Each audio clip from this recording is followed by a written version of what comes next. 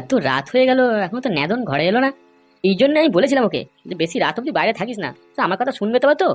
এ পাদু, এ পাদু।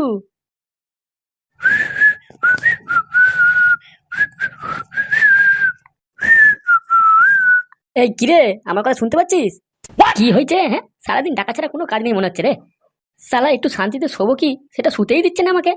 লাল battery, এ লাল battery. ধুর, জীবনটা আমার একবারে জ্বালিয়ে ছাড়ফাড় করে দিল।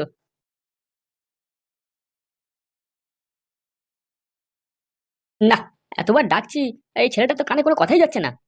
এত রাত হয়ে গেছে, ওইটুকু ছেলে বাড়ি বাইরে আছে, কারো কোনো খেয়াল নেই। আচ্ছা তুমি কি চাও বলো তো? আমাকে একটু শান্তি করে ঘুমোতেও দেবে না নাকি? না, শান্তি হয় না। তোর বন্ধু ওই যে ন্যাদন, কখন যে বাড়ি থেকে বেরিয়েছে, এত রাত হয়ে গেলে এখনো ঘরে ঢুকলো না। সেটা বুঝি তোর কোনো জ্ঞানগম্য আছে? তো ন্যাদন ঘরে আসেনি তো আমি কি করবো? দেখো কোথায় কোনো কাজ করছে হয়তো। কাজ করছে মানে? এত রাতে কিসের কাজ? যা ওকে খুঁজে নিয়ে আয়। আমার কোনো খেয়ে দেয় কাজ নেই নাকি? আমি রাতে অন্ধকারে ন্যাদনকে খুঁজতে যাবো নাকি? তুমি যাবে যাও, আর নয়তো ফুটো কাকাকে বলো যেতে খুঁজতে। এ, কি কি বললি তুই? আমরা খুঁজতে যাবো? দা, একটু শান্তিতে ঘরে ঘুমোচ্ছিলাম, সেটা আর কারো সহ্যই হলো না। আর সহ্যই বা হবে কি করে? আমাকে তো একটু বসে থাকতে দেখলে এদের মনটা কখন কখন আমাকে দিয়ে খাটাবে সেই চিন্তা ভাবনা করে। না, এই রাতে অন্ধকারে এই ন্যাদনটাকে কোথায় যে খুঁজতে যাই, কিছু বুঝতে পারছি না।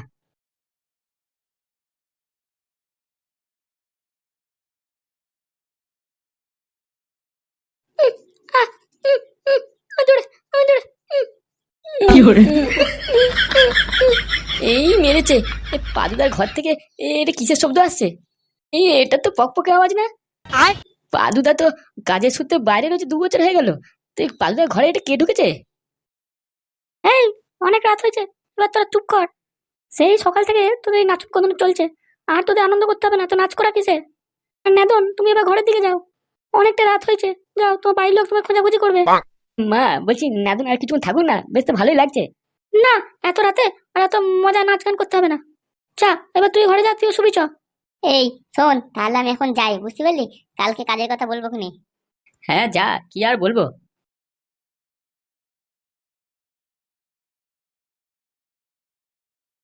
রোজ রোজ এরকম করলে কিন্তু হবে না বলে দিচ্ছি।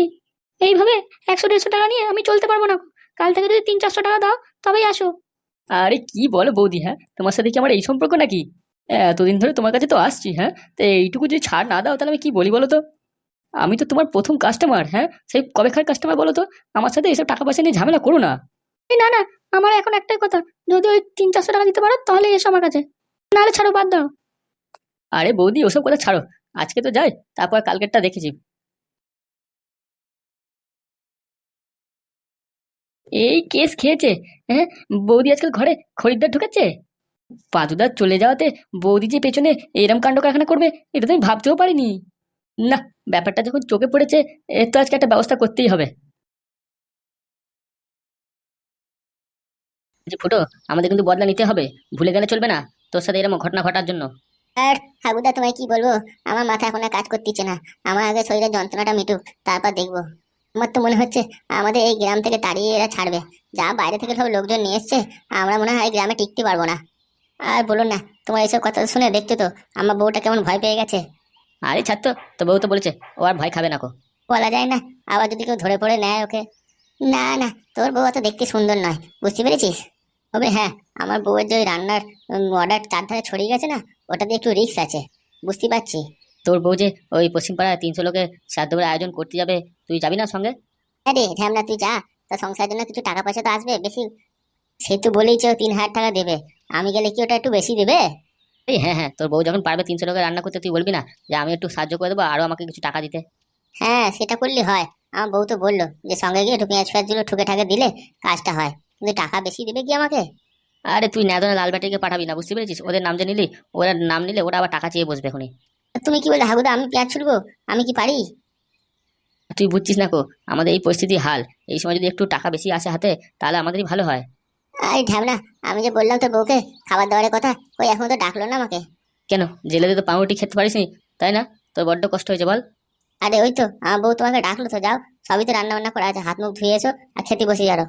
তার আগে যা, তুই তো স্নান করবি বললি। স্নান না করলে তোর গা থেকে ওই গন্ধটা যাবে না কো। হ্যাঁ, আমার তোর বউ তো ভাত বাড়ছে আমার জন্য, আমি গাই স্নানটা সেরে আসি। বলছি হাগুদা শোনো, আমি আবার বলছি, ওই কটকটি দিয়ে কিন্তু ছেড়ে কথা বললে হবে না। হ্যাঁ হ্যাঁ, ওই কেউটে সাহেব বাচ্চাটাকে বড় হতে দিয়ে এটা আমাদের ভুল হয়েছে, বুঝতে পেরেছো? নাহলে ও এত অশান্তি করতে পারতো না কো। তাই বল যে কি করে কি করা যায় ওকে মারতে গেলে বা সাহায্য করতে গেলে।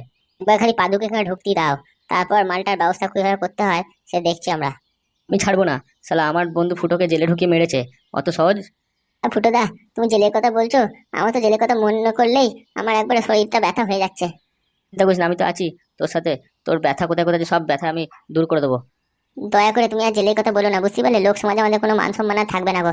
তাহলে সারাক্ষণ লোকজন আমাকে এটাই জিজ্ঞেস করবে যে জেলে নিয়ে গিয়ে কি তোমায় মেরেছে, তোমার কি আমার সাথে কি করেছে, আমাকে এমন কেসে ধরে নিয়ে গেছে, সেই কথা আমি লোকের সামনে কি করে বলবো বলো দিনি? আমার তো লজ্জা লাগবে নাকি? হ্যাঁ, সেটা আমি ভেবে দেখেছি, বুঝতে পেরেছি, কিন্তু কিছু করার নেই, আমার মাথা ঠিক থাকছে না, বুঝতে পারলি তো? ওসব ছাড়ো, চলো একসাথে গিয়ে খেতে বসে পড়ি। তাড়াতাড়ি চলো, অনেক খিদে পেয়েছে সবার। হ্যাঁ, ফুটো ফুটো, চ চ চ চ। তুই আর দেরি করিস না, হাত মুখটা ধুয়ে চ, আমরা তিনজন মিলে একসাথে খেয়ে নিই। খেতে বসি আর এইসব কথাবার্তা বলো না, বুঝতে পেরেছো? আমার মনটা খুব ভেঙে গেছে। না, আরে না, তুই টেনশন নিস না, আমরা এই ব্যাপারে কোনো আলোচনাই করবো না, লোকজন জানতেই পারবে না গো। বলছি ফুটুদা, তুমি জেলের ভেতর পুরো উঠিয়ে পাতলা ডাল খেয়ে এসছো? হ্যাঁ, অনেক কষ্ট হয়েছে বলো। তুমি আজকে ঘরে ভাত ভাত আর তরকারি খাও। তোর তো দেখছি মাথা ফাতা খারাপ হয়ে গেছে, বুঝতে পেরেছিস? আমি একদিন কি ঘরে ছিলাম না, আমাকে যেন মনে করছে তোরা 10 বছর 12 বছর ধরে বাইরে পড়ে আছিস জেলেতে। আরে না, আমি তো জানি না, না তুমি তো জেল থেকে ঘুরে এলে, তাই তোমায় একটু জিজ্ঞাসা করছি। তুই যাও, চল নি তোকে দিয়ে আসছি, ওখানে রেখে আসছি, দুদিন একটু ঘুরে আসবি। না না না না, আমার কোনো যে দরকার নেই ওখানে, আমি আর কি বলবো। সত্যি, তোরা পারিসও বটে, কিছু বলার নেই আর। আরে ফুটো কাকা, এই কি অবস্থা হয়ে গেছে তোমার? আর কি বলবো রে পাদু, কি কেলান কেলিয়েছে আমায়, আমার শরীর পুরো ভেঙে চুরে গেছে। কাকা খুব মার মেরেছে নাকি তোমায়? তুই পুলিশ স্টেশন যাসনি তো, তাই বুঝতে পারছিস না, কি আর তোকে বলবো। ছাড়া যাবে না পাদু, ওদের ছাড়া যাবে না। ফুটো কাকা, বিশাল লেগেছে তোমার? হ্যাঁ, একটু বরফ ফরফ দিয়েছো? একটু স্যাক ট্যাক দিয়েছো নাকি? না না, আর ওসব স্যাঁক ট্যাঁক দিতে পারবো না রে, এমনি শরীরটা পুরো সেঁকে দিয়েছে ওরা। ওই শুধু শুধু কেন ওই বাজারে গেছিলে বলো তো? হ্যাঁ, তোমার তো ঘর থেকে আমি বেরোতে বারণ করেছিলাম, তোমরা ওখানে গেলে, এটা মারও খেলে আর বদনামটাও হলে। আরে নেদন, ওই বুড়িটাকে তুই কেন ধরে রেখেছিলিস বল দেখিনি?